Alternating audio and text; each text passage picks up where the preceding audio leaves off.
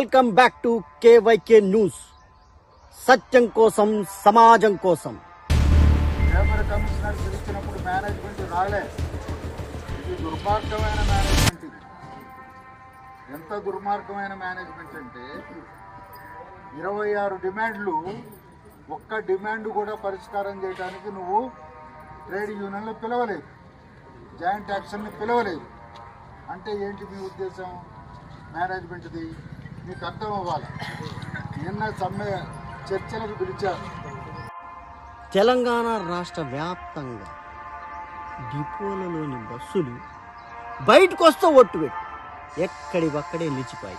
ఎందుకయ్యా అంటే ప్రభుత్వం నియమించిన కమిటీ టీజీఆర్టీసీ ఏదైతుందో, జేఏసీ ఏదైతే ఉందో, జరిపిన చర్చలు ఏవైతే ఉన్నాయో తుస్సుమన్నా విఫలమయ్యాయి.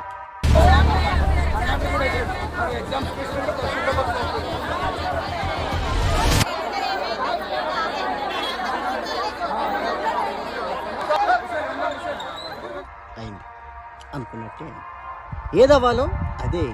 ఏమైందయ్యా అంటే తెలంగాణ రాష్ట్రం డిపోల్లోని బస్సులు ఎక్కడికక్కడే నిలిచిపోయాయి. యూనియన్ రాష్ట్ర అధ్యక్షుడు, నా పేరు ఎస్ బాబు.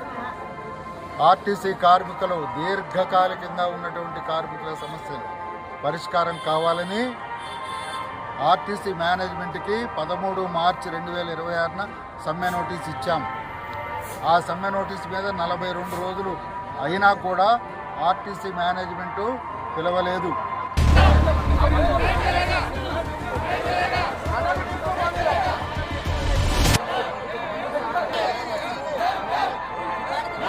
మరిన్ని వార్తా విశేషాల కోసం స్టే ట్యూన్ కేవైకే న్యూస్. సత్యం కోసం, సమాజం కోసం. సైనింగ్ ఆఫ్, యువర్ రిపోర్టర్ జో ఎంకేకే.